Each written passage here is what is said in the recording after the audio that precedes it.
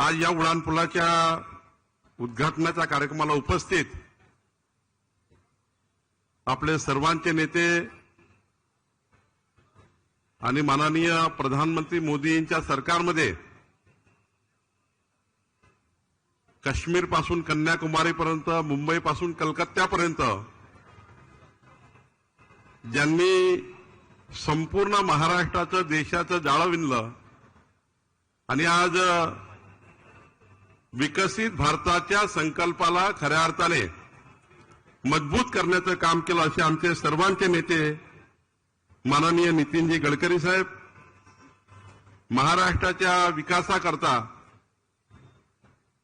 आणि विकसित महाराष्ट्राकरता ज्यांनी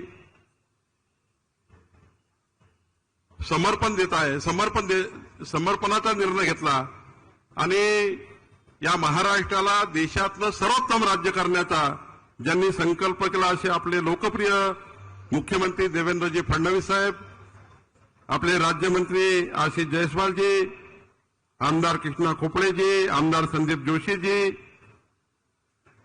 या ठिकाणी उपस्थित माननीय चरणसिंग ठाकूरजी, विकास महात्मेजी, मिलिंद मानेजी, दयाशंकर तिवारीजी, सुधाकरराव देशमुखजी, मान्य अनिल सोलेजी, गिरीशजी व्यास, अशोकरावजी मानकर साहेब, नानाजी श्यामकुळे, रितेशजी गावंडे, श्रीकांतजी आगलावे, आमच्या वहिनी राजश्रीताई जिचकार, या ठिकाणी उपस्थित आमच्या आईसाहेब सुलोचनाताई जिचकार, याज्ञवल्क्य जिचकारजी, या ठिकाणी उपस्थित सर्व समोर बसलेले मान्यवर, व्यासपीठावर बसलेले सर्व मान्यवर, उपस्थित बंधू भगिनी,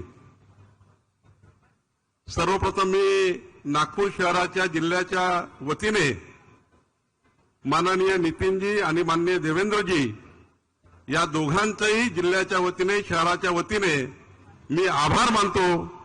आपणही एकदा जोरात टाळ्या वाजवून सर्वांनी नागपूरच्या इतिहासामध्ये पुन्हा एकदा या नवीन उड्डाणपुलाची भर या ठिकाणी पडली आणि वेळेमध्ये, कारण माननीय नितीनजीचं भाषण मला आठवतं रवीनगर चौकातलं, जेव्हा याचं भूमिपूजन आपण केलं त्यांनी डेडलाईन दिली होती.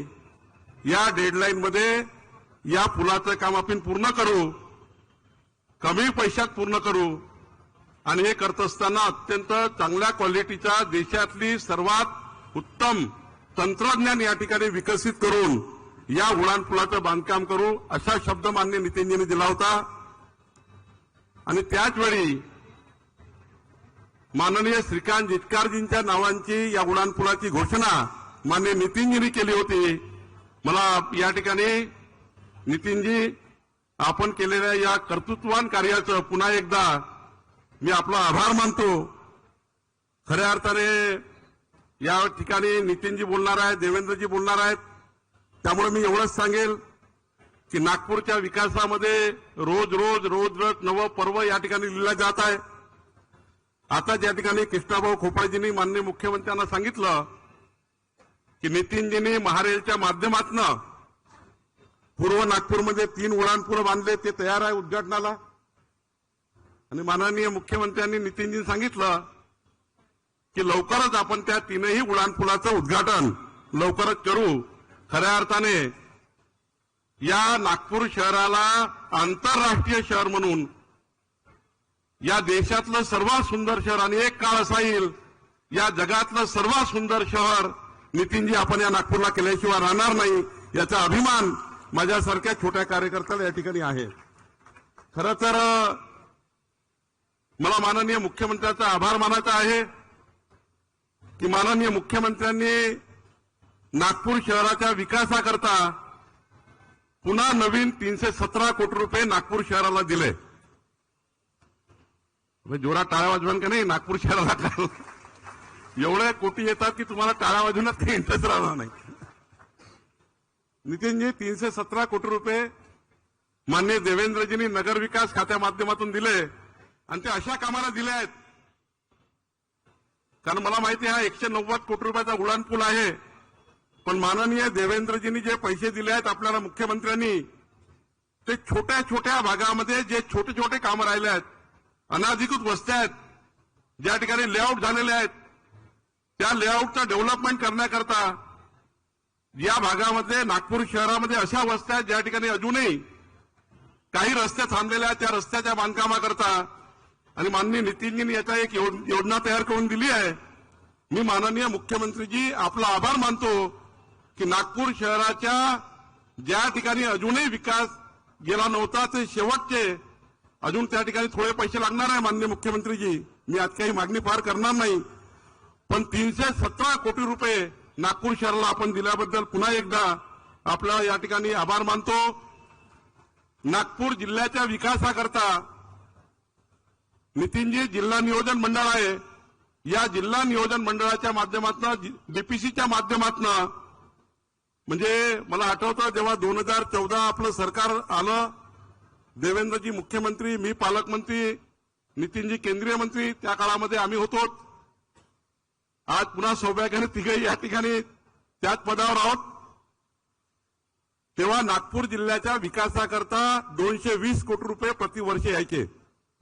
पण मला आज अभिमान आहे या नागपूर जिल्ह्याच्या विकासाकरता प्रत्येक वर्षी आता 1260 कोटी रुपये माननीय मुख्यमंत्र्यांनी डीपीसीच्या माध्यमातून या ठिकाणी दिले आणि खऱ्या अर्थाने नागपूर जिल्ह्याच्या विकासाकरता सुद्धा नागपूर शहराच्या विकासाकरता दोन्हीकडे या पैशाची मदत होणार आहे. परवा माननीय नितीनजी 260 कोटी रुपये आपल्याला मायनिंग फाउंडेशनचे आले आहेत. त्यामध्ये आपण काही सूचना दिल्या आहेत, त्या सूचना आम्ही अंतर्भूत केल्या आहे. नागपूर शहराच्या मेडिकलच्या मेओच्या विकासाकरता आपण काही सूचना दिल्या, एनएमआरडीएच्या माध्यमातून, एनआयटीच्या माध्यमातून काही सूचना दिल्या. देवेंद्रजी 260 कोटी रुपये मायनिंग फाउंडेशनमध्ये आपल्या नागपूर शहर जिल्ह्यात खर्च होणार आहे. आणि सर्वात महत्वाची या ठिकाणी प्रवीण दटकेजी आहे, संदीपजी आहे, सर्वांनी मागणी केली होती आपल्या आमदारांनी की नागपूर शहरामध्ये नजूलमध्ये जे घर आहे नितीनजी, जे इतक्या वर्षापासून 30-30, 40-40 वर्षापासून जे सरकारी जमिनीवर नजूलच्या जमिनीवर घरं आहेत, व्यापारी संकुल आहेत, त्यांना रेग्युलराईज करण्याची योजना आपली होती. पण माननीय मुख्यमंत्र्यांनी सूचना दिली होती की नागपूर शहरामध्ये सरकारी जागेवरचे सर्व घरं कायदेशीर करून द्या.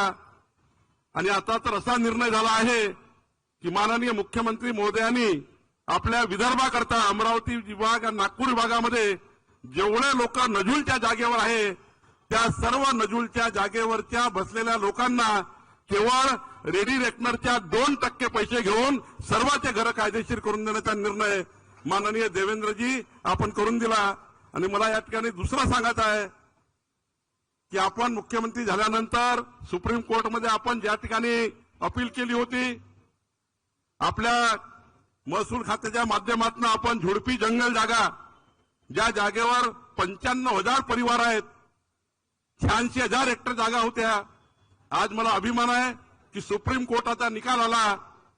माननीय देवेंद्रजींनी, माननीय नितीनजींनी, आपण सर्वांनी केलेल्या प्रयत्नाला यश आलं आणि आता जवळपास 46,000 हेक्टर जमिनीवर आणि आता तर 10,000 हेक्टर जमिनीवर गरीब माणसाचे छोटे छोटे घरं होते, त्या झुडपी जंगलावरचे सर्व घरं कायदेशीर करण्याकरता सुद्धा आता मार्ग मोकळा झाला. खऱ्या अर्थाने 1 लाख परिवाराला आपण या ठिकाणी मोठी मदत होणार आहे.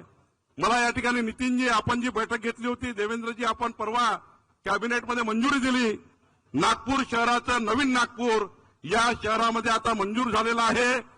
वर्धा रोडवर हिंगणाच्या लाडगावमध्ये आणि खऱ्या अर्थाने या नागपूर शहराला एक नवीन रिंग रोड जी पुढच्या 2047 पर्यंत नागपूर शहराची गरज आहे, हाही रिंग रोड माननीय मुख्यमंत्री महोदयांनी मंजूर केला आणि नव्या नागपूरचा संकल्प या ठिकाणी झाला.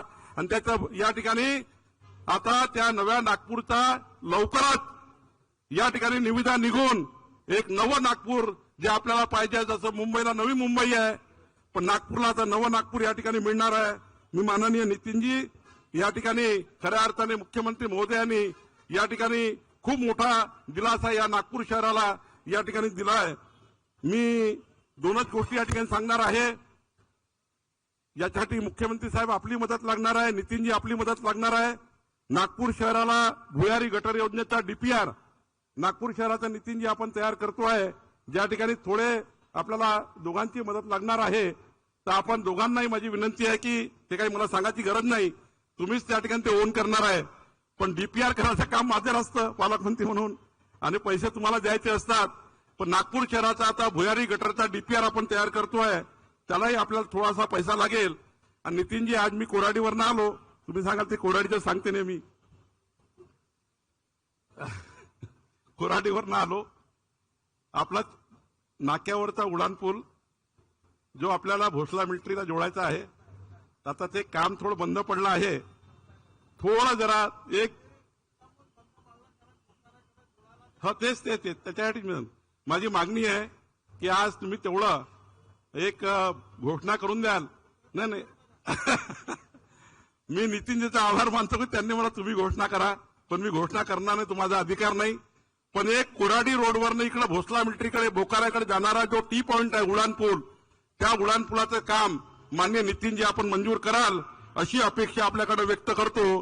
पुन्हा एकदा नागपूर शहराच्या जनतेकडून आपला आभार मानतो आणि माझे 2 शब्द संपवतो. धन्यवाद.